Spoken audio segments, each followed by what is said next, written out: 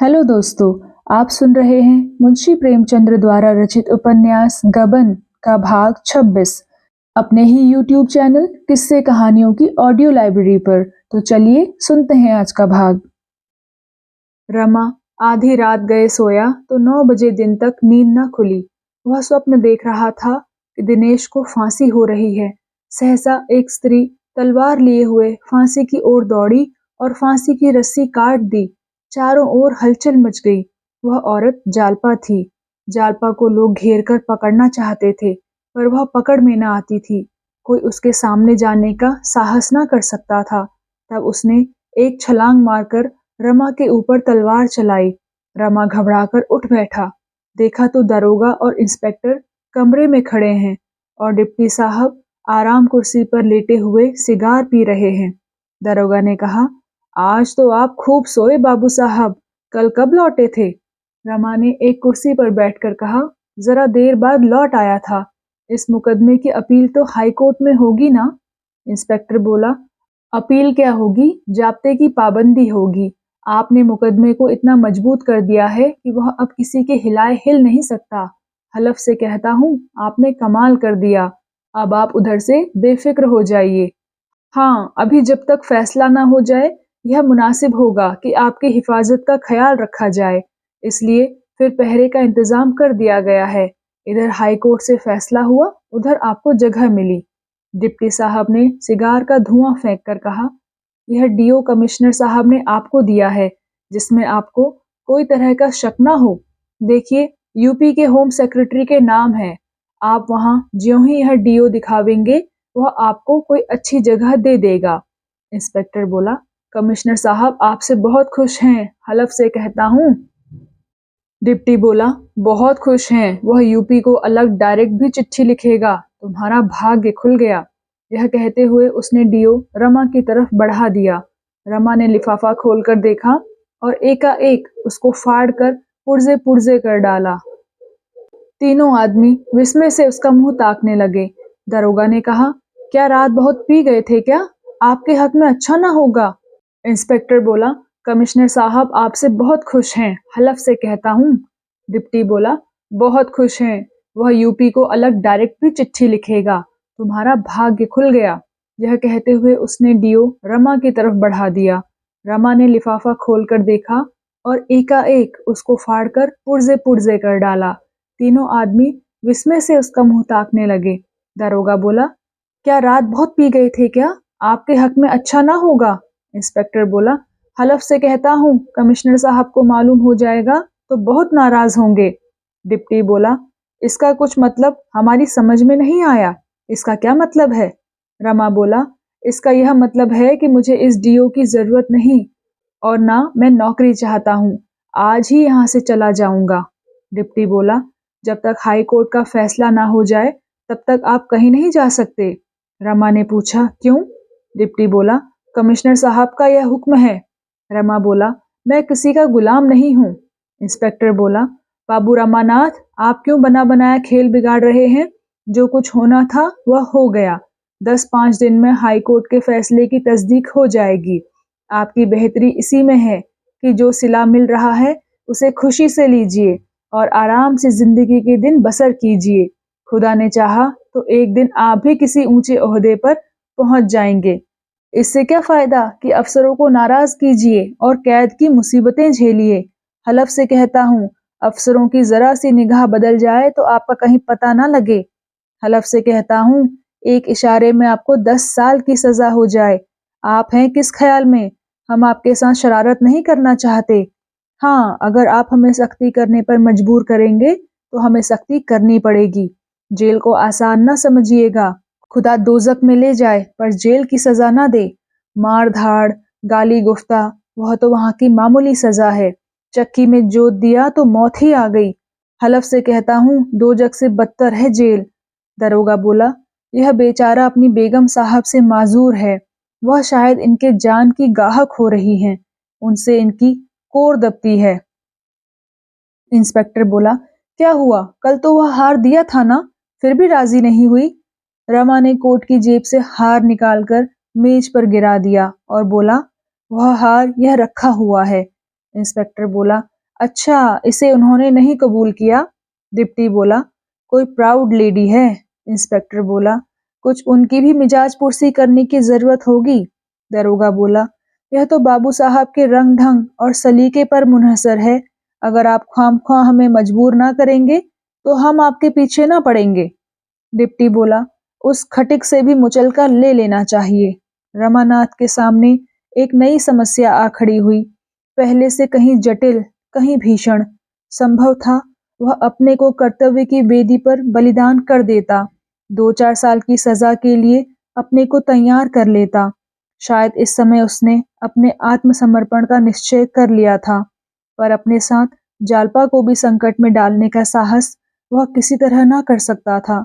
वह पुलिस के पंजे में कुछ इस तरह दब गया था कि अब उसे बेदाग निकल जाने का कोई मार्ग न दिखाई देता था।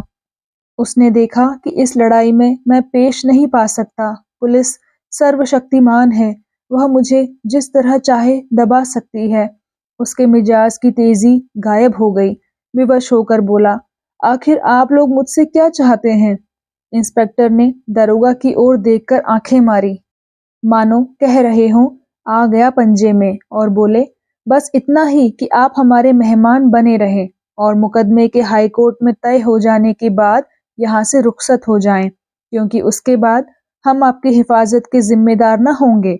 अगर आप कोई सर्टिफिकेट लेना चाहेंगे तो वह दे दी जाएगी, लेकिन उसे लेने या ना लेने का आपको पूरा अख्तियार है।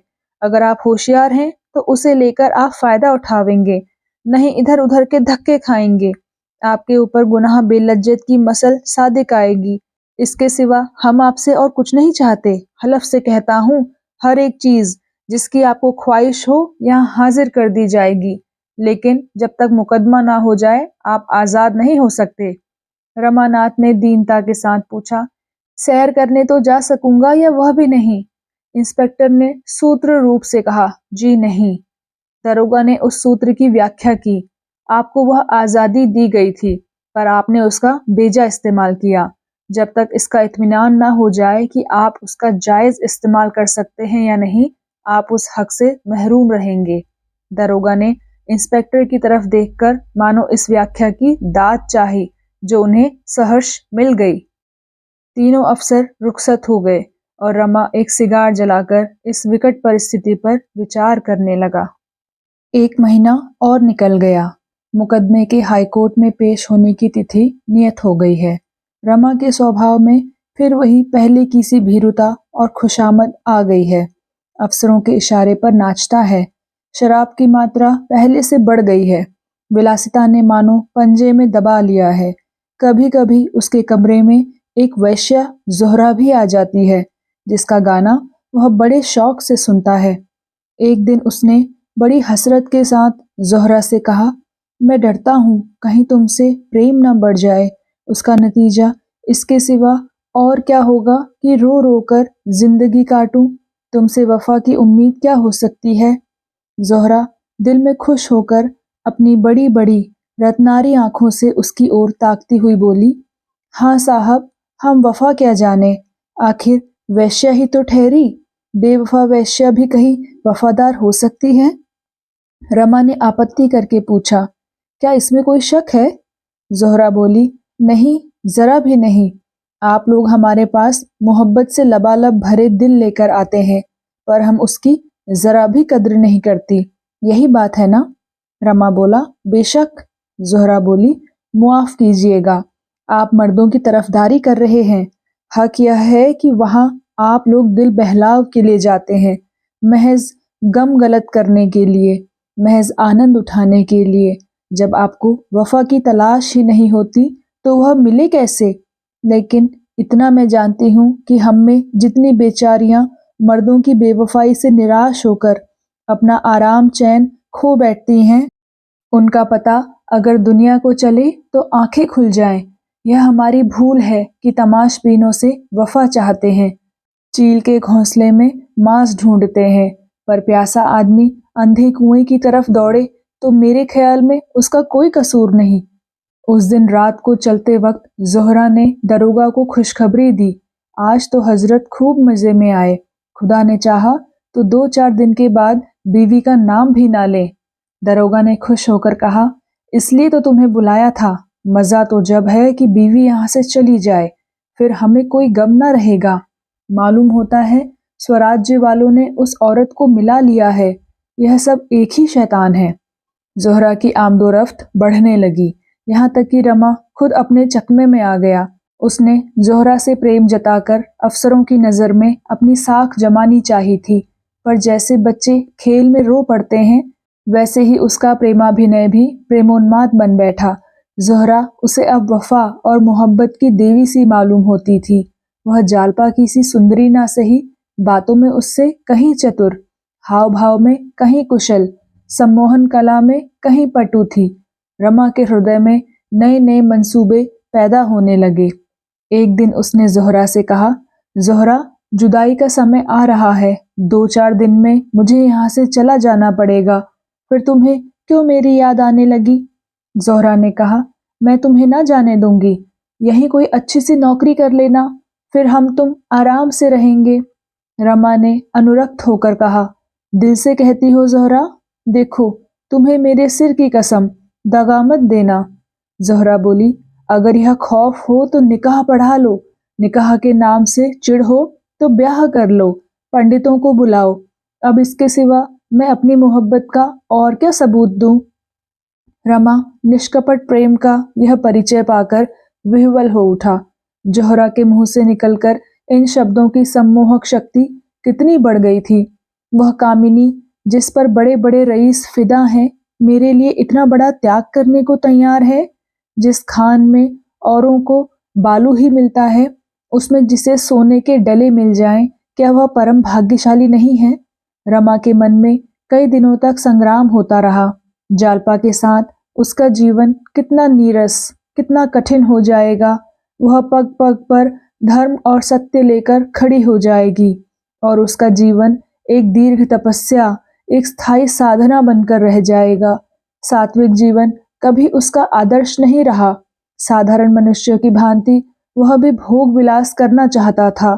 जालपा की ओर से हटकर उसका विलासासक्त मन प्रबल वेग से ज़ोहरा की ओर खिंचा। उसको व्रतधारिणी वेश्याओं के उदाहरण याद आने लगे। उसके साथ ही चंचल वृत्ति की गृहिणियों की मिसालें भी आ पहुंची। उसने निश्चय किया, यह सब ढकोसला है। ना कोई जन्म से निर्दोष है, ना कोई दोषी। यह सब परिस्थिति पर निर्भर है।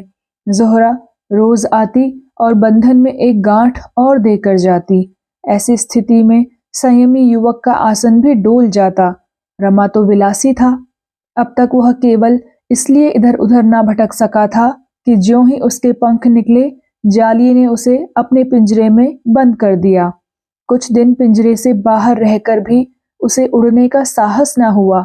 अब उसके सामने एक नवीन दृश्य था। वह छोटा सा कुल्हियों वाला पिंजरा नहीं, बल्कि एक फूलों से लहराता हुआ बाग, जहाँ की कैद में स्वाधीनता का आनंद था। वह इस बाग में क्यों ना क्रीड़ा का आनंद उठाए? रमा ज्यों-ज्यों ज़ोहरा के प्रेम पाश में फंसता जाता था, पुलिस के अधिकारी वर्ग उसकी ओर से निशंक होते जाते थे। उसके ऊपर जो कैद लगाई गई थी, वह धीरे-धीरे ढीली होने लगी। यहाँ तक कि एक दिन डिप्टी साहब शाम को सैर करने चले तो रमा को भी मोटर पर बिठा लिया। जब मोटर देवीदीन की दुकान के सामने से होकर निकली, तो रमा ने अपना सिर इस तरह भीतर खींच लिया कि किसी की नजर न पड़ जाए। उसके मन में बड़ी उत्सुकता हुई कि जालपा है या चली गई, लेकिन वह अपना सिर बाहर ना निकाल सका। मन में वह अब भी यही समझता था कि मैंने जो रास्ता पकड़ा है वह कोई बहुत अच्छा रास्ता नहीं है, लेकिन यह जानते हुए भी वह उसे छोड़ना ना चाहता था। देवीदीन को देखकर उसका मस्तक आप ही आप लज्जा से झुक जाता। वह किसी दलील से अपना पक्ष सिद्ध न कर सकता। उसने सोचा, मेरे लिए सबसे उत्तम मार्ग यही है कि इनसे मिलना जुलना छोड़ दूं। उस शहर में 3 प्राणियों को छोड़कर किसी चौथे आदमी से उसका परिचय न था, जिसकी आलोचना या तिरस्कार का उसे भय होता। मोटर इधर उधर घूमती हुई हावड़ा ब्रिज की तरफ चली जा रही थी कि सहसा रमा ने एक स्त्री को सिर पर गंगा जल का कलसा रखे घाटों के ऊपर आते देखा। उसके कपड़े बहुत मैले हो रहे थे और कृशांगी ऐसी थी कि कलसे के बोझ से उसकी गर्दन दबी जाती थी। उसकी चाल कुछ कुछ जालपा से मिलती हुई जान पड़ी। सोचा, जालपा यहाँ क्या करने आवेगी? मगर एक ही पल में कार और आगे बढ़ गई और रमा को उस स्त्री का मुंह दिखाई दिया। उसकी छाती धक से हो गई। यह जालपा ही थी। उसने खिड़की के बगल में सिर छिपाकर गौर से देखा। बेशक जालपा थी, पर कितनी दुर्बल, मानो कोई वृद्धा अनाथा हो। न वह कांति थी, ना वह लावण्य, ना वह चंचलता, ना वह गर्व। रमा हृदयहीन न था। उसकी आंखें सजल हो गई। जालपा इस दशा में और मेरे जीते जी? अवश्य देवी दीन ने उसे निकाल दिया होगा और वह टहलनी बनकर अपना निर्वाह कर रही होगी। नहीं, देवी दीन इतना बेमुरव्वत नहीं है। जालपा ने खुद उसके आश्रय में रहना स्वीकार न किया होगा। मानिनी तो है ही, कैसे मालूम हो कि क्या बात है। मोटर दूर निकल आई थी। रमा की सारी चंचलता, सारी भोग लिप्सा गायब हो गई थी। मलिन वसना, दुखिनी जालपा की वह मूर्ति आंखों के सामने खड़ी थी। किससे कहे, क्या कहे? यहाँ कौन अपना है? जालपा का नाम जबान पर आ जाए तो सब के सब चौंक पड़े और फिर से निकलना बंद कर दें। ओह, जालपा के मुंह पर शोक की कितनी गहरी छाया थी, आंखों में कितनी निराशा। उन सिमटी हुई आंखों में जले हुए हृदय से निकलने वाली कितनी आहें सिर पीटती मालूम होती थी।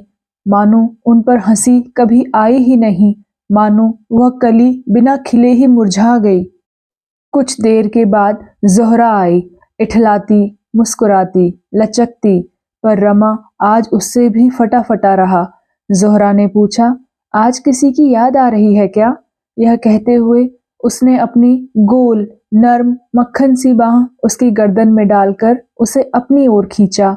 रमा ने अपनी तरफ जरा भी जोर न किया, उसके हृदय पर अपना मस्तक रख दिया, मानो अब यही उसका आश्रय है। ज़ोहरा ने कोमलता में डूबे हुए स्वर में पूछा, सच बताओ, आज इतने उदास क्यों हो? क्या मुझसे किसी बात पर नाराज हो? रमा ने आवेश से कांपते हुए स्वर में कहा, नहीं ज़ोहरा, तुमने मुझ अभागे पर जितनी दया की है उसके लिए मैं हमेशा तुम्हारा एहसानमंद रहूंगा। तुमने उस वक्त मुझे संभाला जब मेरे जीवन की टूटी हुई किश्ती गोते खा रही थी।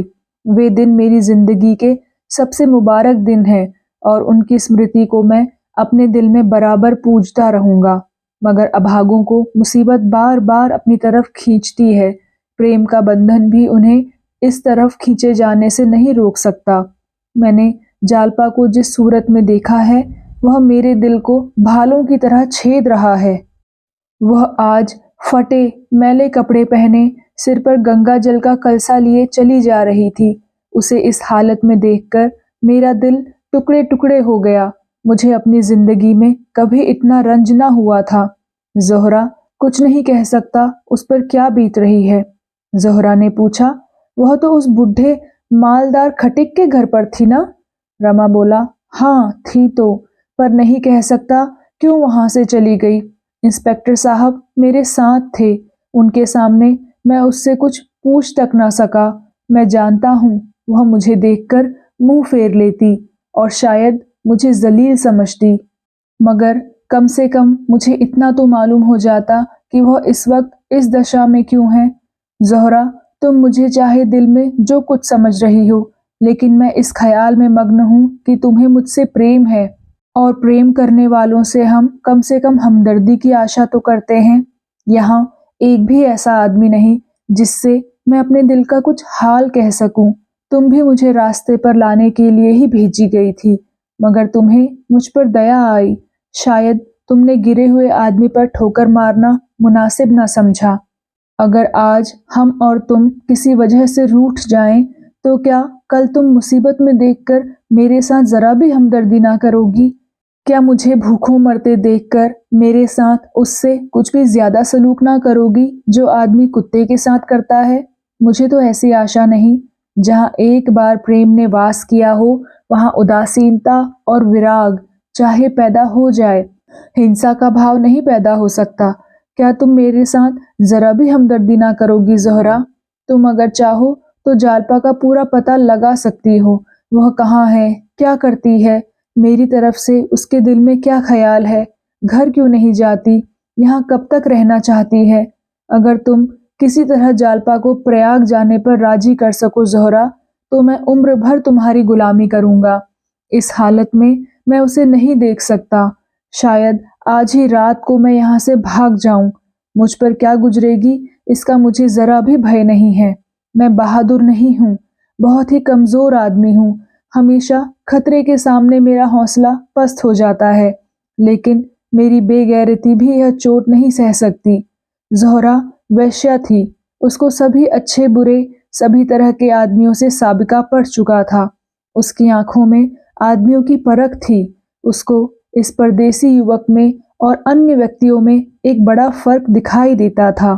पहले वह यहाँ भी पैसे की गुलाम बनकर आई थी, लेकिन 2-4 दिन के बाद ही उसका मन रमा की ओर आकर्षित होने लगा। प्रौढ़ा स्त्रियां अनुराग की अवहेलना नहीं कर सकती। रमा में और सब दोष हों, पर अनुराग था। इस जीवन में ज़ोहरा को यह पहला आदमी ऐसा मिला था जिसने उसके सामने अपना हृदय खोल कर रख दिया, जिसने उससे कोई पर्दा न रखा। ऐसे अनुराग रत्न को वह खोना ना चाहती थी।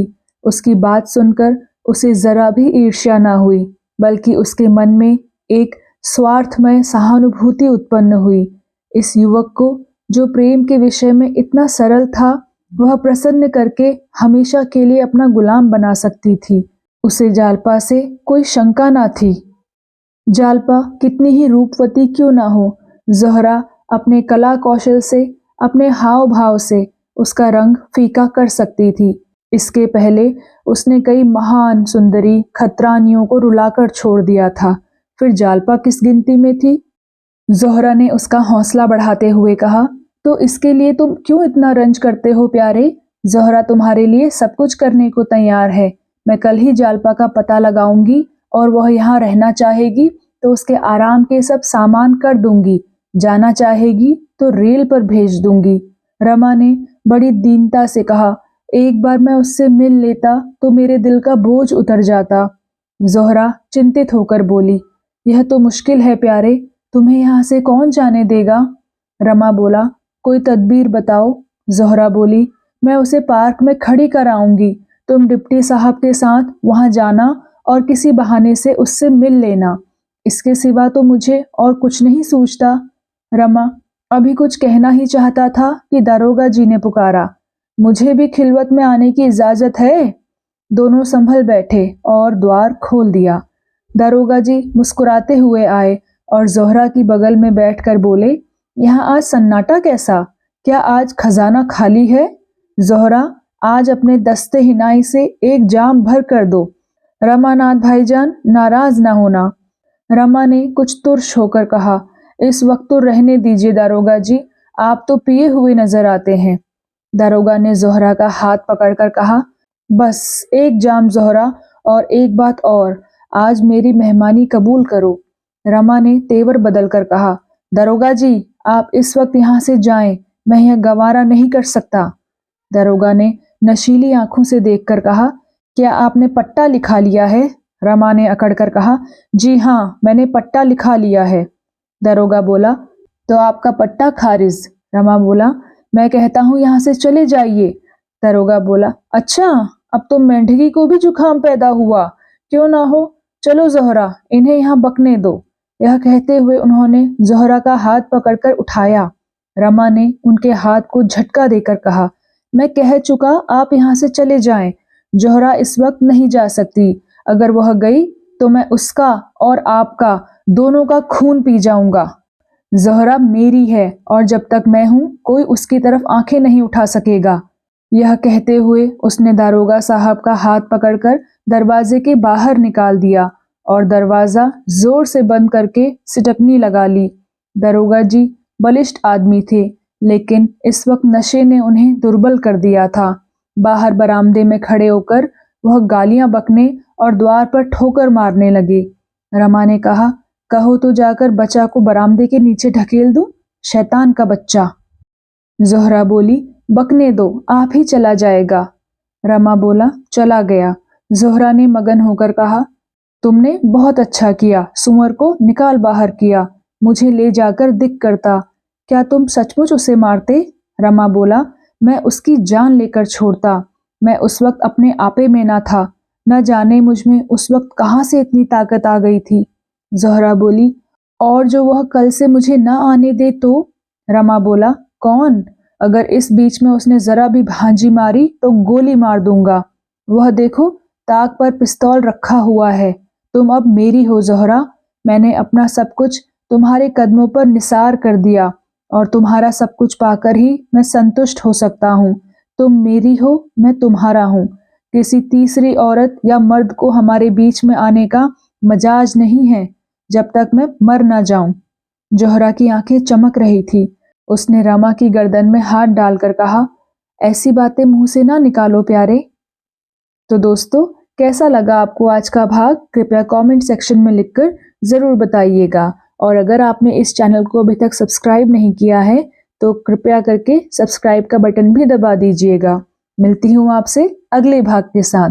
तब तक के लिए धन्यवाद।